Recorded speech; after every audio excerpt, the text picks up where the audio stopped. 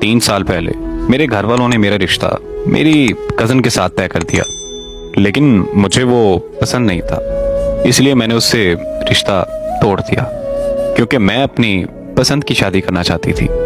इन्हीं दिनों मुझे सोशल मीडिया पे एक लड़के के मुझे रोज मैसेज आया करते थे, पता नहीं क्यों, लेकिन मैंने उसे रिप्लाई कर दिया। हमारी बात होना शुरू हो गई और एक दिन हमें मोहब्बत हो गई।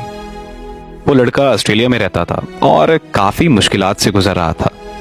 वहां ना उसके पास अच्छी नौकरी थी और ना ही रहने के लिए कोई अच्छी जगह। मैं उसके लिए अल्लाह से रो रो कर दुआएं करती थी कि उसे अच्छी नौकरी मिल जाए।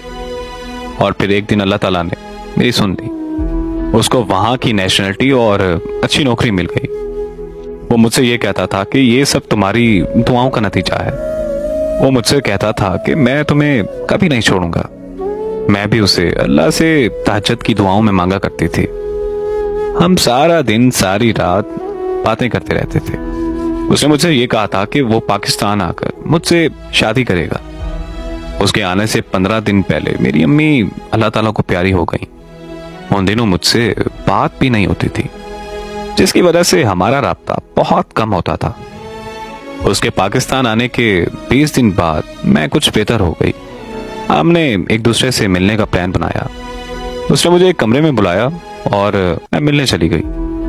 वहां मेरे ना चाहते हुए भी हमारे दरमियान सब कुछ हो गया। उस दिन के बाद उसने मुझसे राब्ता करना ही छोड़ दिया।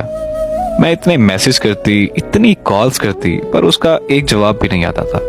और फिर एक दिन वो मैसेज पर कहने लगा कि हम एक दूसरे से मैच नहीं करते, हम दोनों की सोच बहुत अलग है, इसीलिए मैंने ये फैसला किया है कि हमें ये रिश्ता खत्म कर देना चाहिए। और फिर उसने मुझे सॉरी कहते हुए ब्लॉक कर दिया।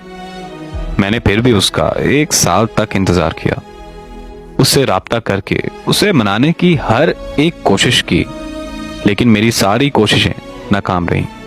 मुझे लगता था कि शायद उसे मेरी मोहब्बत का एहसास हो जाएगा, लेकिन हवस परस्त क्या जाने कि मोहब्बत क्या होती है।